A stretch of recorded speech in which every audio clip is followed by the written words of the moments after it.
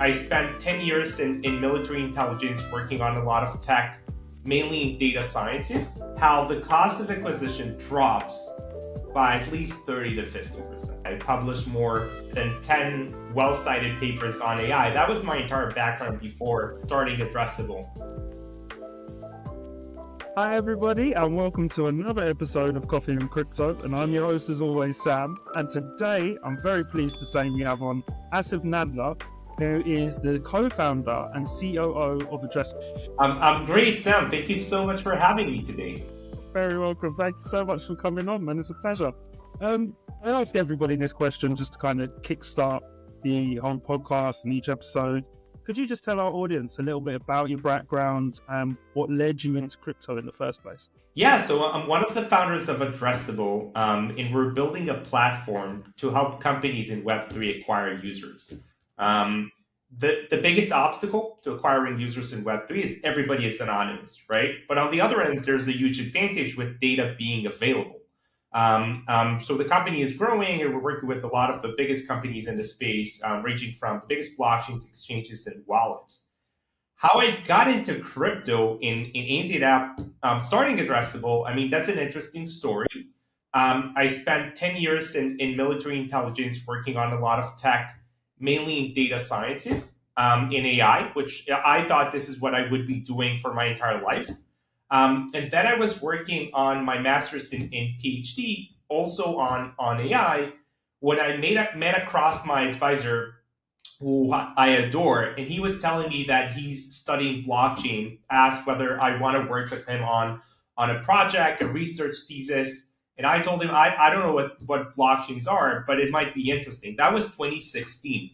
To make a long story short, we wrote several papers together, all of them kind of accepted to top academic conferences, that started from planning layer one design, tokenomics, incentive compatibility. I fell in love with that. And I knew that there would come a day in which I want to combine what I now know about blockchains with everything that I know about data and AI and help the world. And when we started chatting to companies in the space, asking them, where do you think data can be helpful? Where do you think AI can be helpful? What are the biggest challenges that you're trying to solve? That was 2022. All of the companies, that now sounds weird, but told us we raised so much money, but we're not sure how to scale the business. Now it sounds weird because everybody's trying to fundraise. The macroeconomic is a bit different.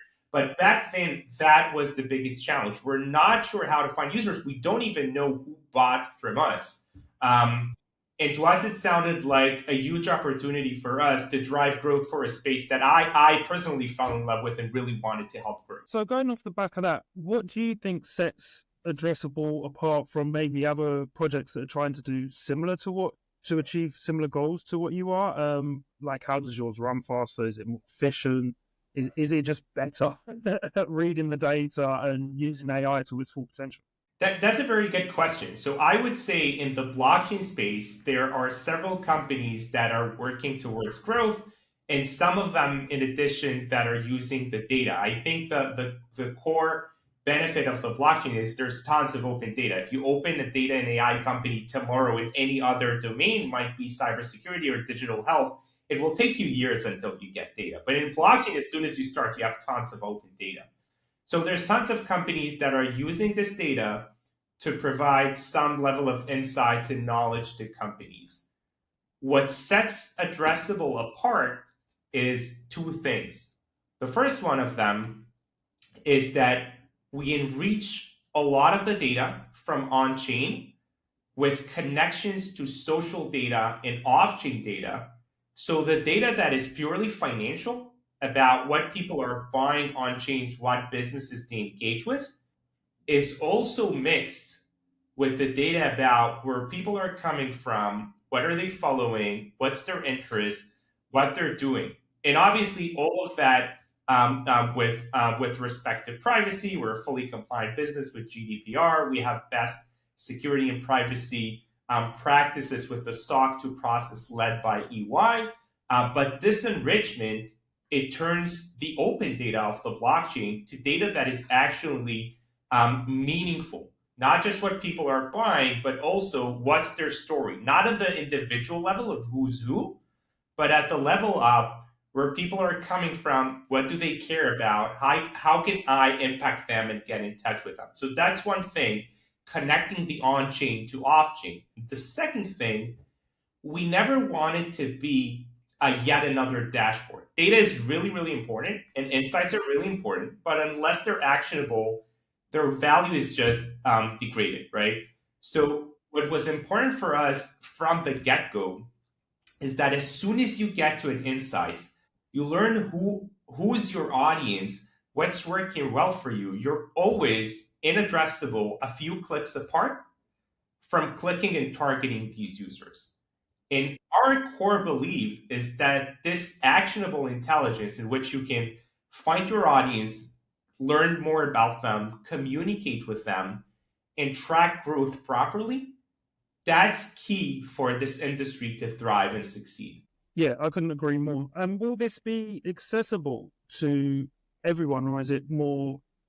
So is it to give companies a better insight or projects a better insight into who their audience is, how they can then expand their audience by reaching people similar with similar interests, etc., etc.? Or will this be usable for, say, an influencer who is trying to, you know, build a career within crypto, become a crypto influencer, and then they can study their audience and use your data in that way? That's a great question. So in an ideal world, we want it to be available for everyone. I think that in reality, it's always for a company to work audience by audience and find out where is the biggest value first. So ideally, we want to empower the entire space to grow properly and get metrics. I would say the part with whom we got started is established companies that are already at the point in time at which they're launching something big, and they're struggling both with the effort of promoting that and measuring and putting a strategy in place and a budget. So at the given point in time, it's mainly companies that are launching something from the point in time in which they're preparing for a token launch, or they have like their second product coming up, they have some announcement that they want to make, and they're really looking for a tool to better understand their audiences and make that more effective. At the moment, it's not really used by individuals or influencers, but that is definitely something that we want to open up to. We think that with better tooling, this entire industry can work more immersively together. Awesome. And yeah, so going off that, projects using it as like a launch pad to help promote whatever update it is they have, or big announcement. What would you say would have been the best use cases of it so far? Is there one that you think has worked particularly well with that you can talk about? Obviously, I don't. No, I'm not trying to get any names out of you that you shouldn't speak about. But are there any that you could see the difference in their results, or at least they could see the difference in their results? They could see the effectiveness of using a tool like Addressable to help with their marketing. Yeah, so I think the best results are the one in which companies are looking to acquire on-chain users. So if I'm trying to think of a few packages for that or use cases for that, it's the layer one and layer twos that are always looking for retail investors and people to onboard to the blockchain and try the different dApps within that. We have some case studies on our website with Polkadot, and we're working with other big layer one and layer twos. I'm not sure which of the names do I want to give in, but Scale Labs, for instance, is another big one of them. Also, wallets and exchanges that are always looking to expand. Also, not putting the names on the table, but you'll see some more case studies coming soon. But the biggest wallets and the biggest exchanges are always thinking about how do they go to even bigger market? How do they expand? How do they find new users for them? And another example is games. So games in Web3, they're always doing this soft launch in which they're launching a token. There's an initial community. They're looking to grow from that. They're looking to get signups. And ultimately, they're looking to get daily active users or monthly active users. All of these, the commonality to all of them is the target audience they're looking for is on chain, and they know who they are by description. So any of these type of companies that I'm referring to, if you ask them who's your target audience, that's typically the question that I'm asking. they have a very accurate description in their mind. The interesting thing is, it's almost always in on-chain descriptions. It's the people that own this specific token, or the people that trade frequently, or the people that has a specific net worth on chain. They played this game. They invested in this DeFi product. Well, these are the people I know. Great. How do you reach out to them? Okay, that's a big question, because we don't know much about them. We only see what they're doing on chain, which this is the part that Addressable is helping with. And if I'm going back to the results of what we're seeing as an improvement, we have a chart that I always like showing within our product. Maybe I can show that later. That is showing the cost of acquisition for that company from the moment they start working with Addressable and as the time is ongoing. And the magic number that we're seeing, and we have multiple case studies for that on the website, is off the get-go, we start optimizing the targeting and the campaigns based on the data that we're getting. So essentially, we're collecting data from all of the sources that track your user journey through the product. We're learning what's working. We're adjusting the campaign using AI, which is another thing that we can get into later. And you instantly see, like within 1 week, 2 week, a month, how the cost of acquisition drops by at least 30 to 50%. I mean, that's a huge difference. It's a huge difference. It's a huge difference. How's the reception been with approaching different projects and companies with this and letting them know that this is what you supply, this is how you do it? Have you found it's been a very warm reception, or some people aren't quite ready for it as yet? I think it's a very warm reception. I think it's really about being at the right place at the right time. There are so many companies that are building. They're all going towards a launch, which, thinking about that in the world of blockchain, the token typically precedes the product, which means many startup projects are launching something super fast, maybe a year after they're getting started versus more time than that. And once they get to this position that they launch something, their metrics start to be about acquisition. What's the size of the community? How many daily active users do we have? How many people are buying the token? What's the TVL? These metrics come at a very early point in time for blockchain-based startups, whereas startups outside of Web3, they might be looking for product market fit very, very differently. And once the startup that you're working in is changing to the point in time that these metrics are running the show, what the founders are thinking is, okay, how do I get this metrics up? Where do I find the users for that? And working on within the community, it's incredibly important. The organic growth and building your initial set of believers is incredibly important.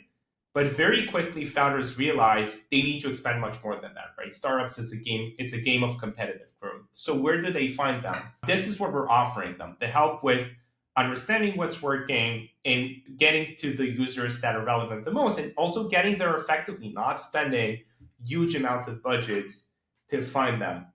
So this is typically falling on listening ears, because everybody want to grow in the space, especially now when the macro in crypto is super positive. Everybody is preparing for launch, and everybody is thinking how to win on this market, how to help their projects grow. Yeah, and I'm sure promising them cheaper acquisitions, of course, helps. Everyone's going to listen then. But as you mentioned, obviously, Addressable uses AI. Firstly, how do you integrate AI into your system? But also, how will that change in the future as AI continues to develop and evolve and improve?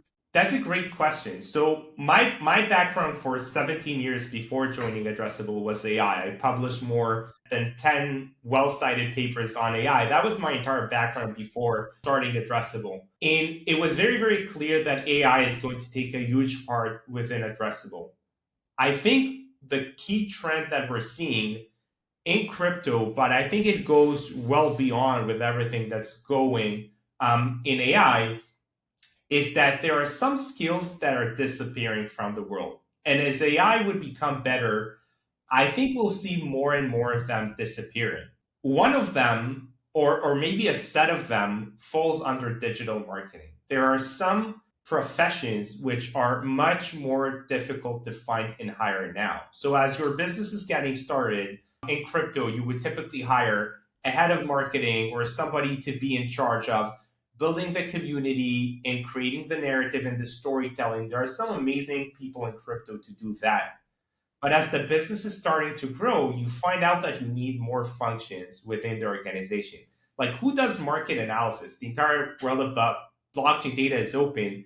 Who's making money in the space? Who's succeeding? Are we ranked number one in what we're doing, number three, or number 10? Where do we have more to go?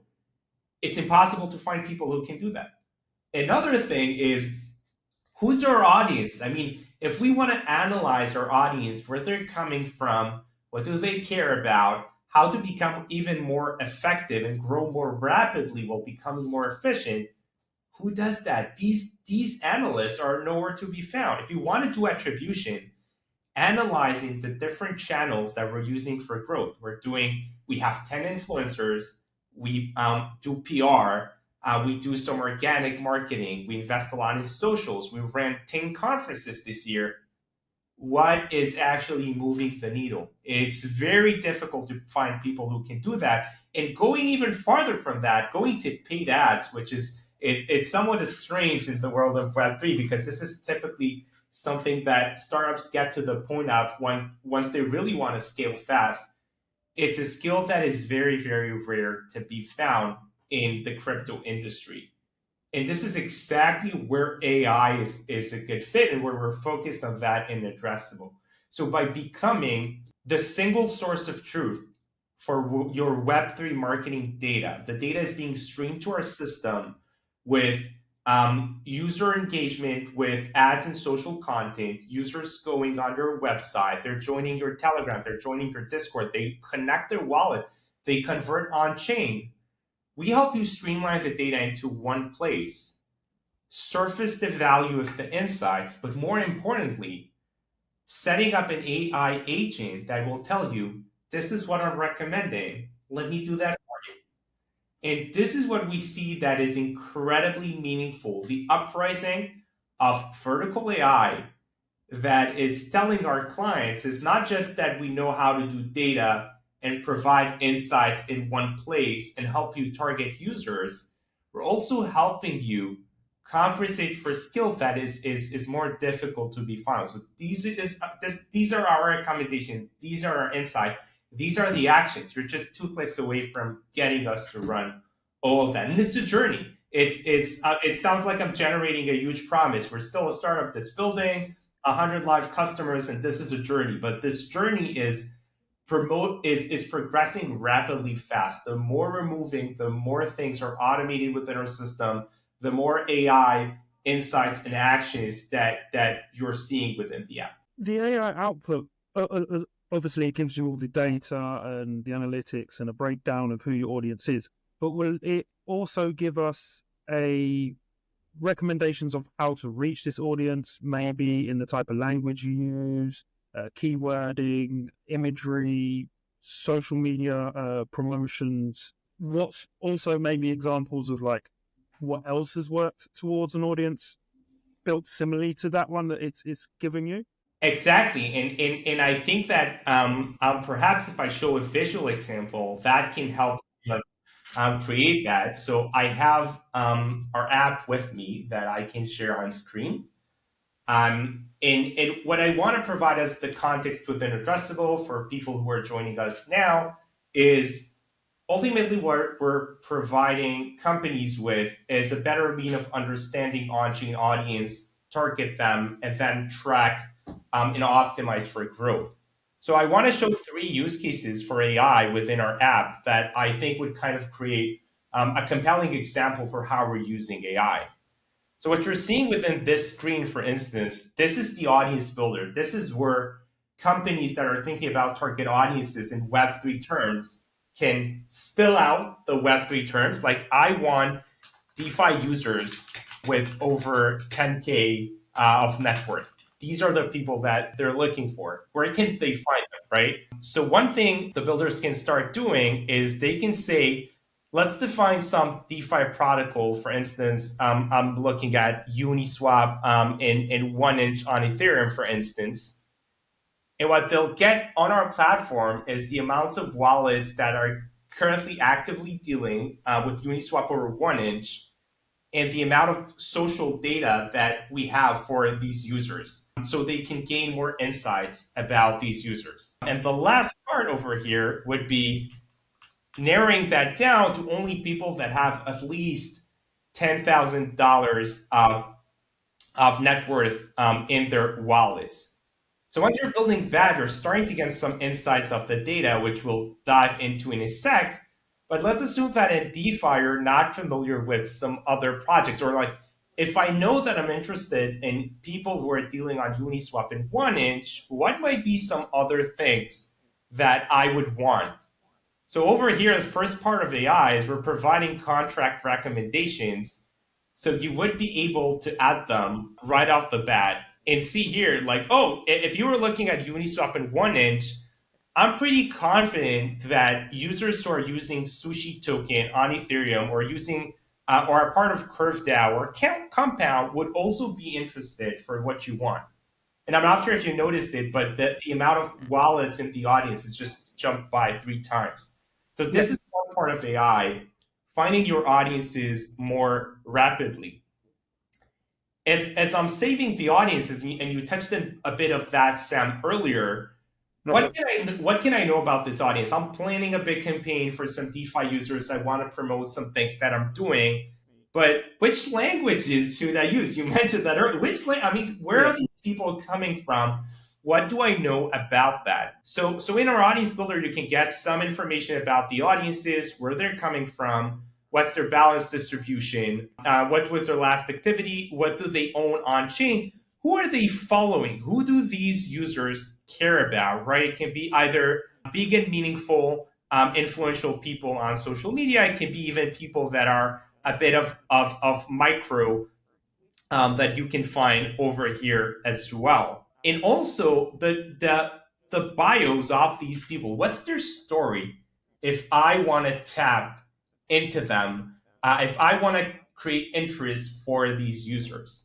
And as I mentioned earlier, once we build an audience of interest, we're very, very quickly from running a campaign to these users on Twitter, on display ads, on top crypto websites, and on Reddit. And once that's being executed, the second point of AI, and this is where I'll jump to next, is once the campaign is running, we're able to take all of your data and present it to you on one spot. Like, how's the campaign going?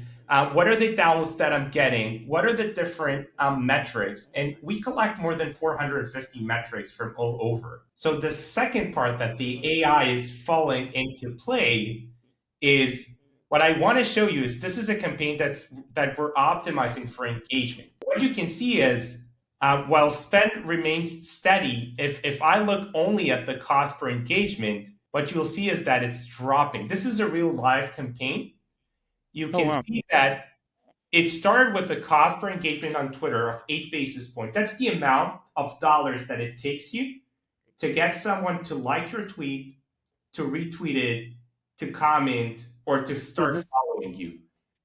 As soon as we understand and analyze what is working with regards to creative, countries, to ages, to different segments of the audiences, our AI just optimizes for that. It quickly understands, oh, you're doing amazingly in Poland. This is where we're seeing very, very good results. So this is where I'm going to buy more media for you. And as an instant result of that, which is not magic, you start seeing the cost per engagement cutting. So this is the chart that I was describing earlier about like what do the case studies look like? What do results look like? That is what we want every marketer to see.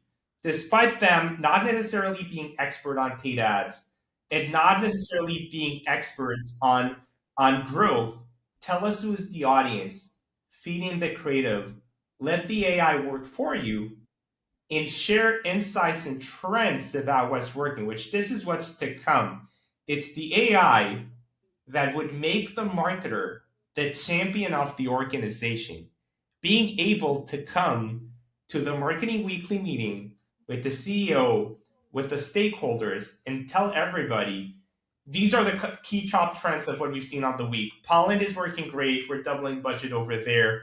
This specific creative seems to be perfect. I asked the creative agency we're working with, to create some more of that. This text was working very well. We're doubling down on that. And all of that is going to be generated in a quick form from our product, making the marketer the champion of the organization by operating AI behind that. The amount of information it gives you and the fact that AI refines it as it goes along, improving your campaign is really, really impressive. Can you run, so if I'm a company, could I run several campaigns at once? So say I want one more gaming focus because, we're launching something over here, and then I want something more NFT focused over there. Can they run simultaneously and I would have full control over both still? Absolutely, and that's it. That's exactly where the next level of AI would be jumping into the world of our orchestration, right? So what you can see over here, this is our campaign manager. You can see multiple campaigns that are running all at once. This is a campaign for developer running on X, a campaign to boost website visits running on X, and another campaign that is running on display. And with each one of the campaigns, you can go inside and see how they're going. What we're seeing on the market, you wouldn't be surprised by that. Not too many people are as experienced to go down into the data of that and oversee this amount of campaigns. This is the next generation of AI. It's the orchestration. It's the ability to state what I want to achieve is token purchases, daily active users, more engagement and mindshare on social media. And our AI would be able to tell you, I don't have much data about you, but based on the audiences that you've shown me, these are the campaigns that I would create. I would run a Twitter campaign in Eastern Europe. These are the countries. I would run a display ads in Southeast Asia. These are the budget that I would recommend. Would you approve me to run that? Sure, that sounds great. If you get the full transparency, these campaigns are running. You can go every day and see what's the cost per results, where do we spend on budget, what's the spend, but have this entire AI replacing a function that is very, very difficult to build within organizations today. And how is there any analytics that you want to add in the future as well, like as you improve it? So say it could kick out the best times to post. So as you said, for example, I need to post in Poland because I know Poland's doing well, or Pakistan or India, wherever it may be. Will it give me optimum times that I should post there as well? Especially, could it break it down to even a further scale, I guess, of this type of post you were using works best at 11 o'clock in the morning, for example, but then this more informative post works best at 3, and then hit them with a meme, for example, at 6:37 because people are tired from work.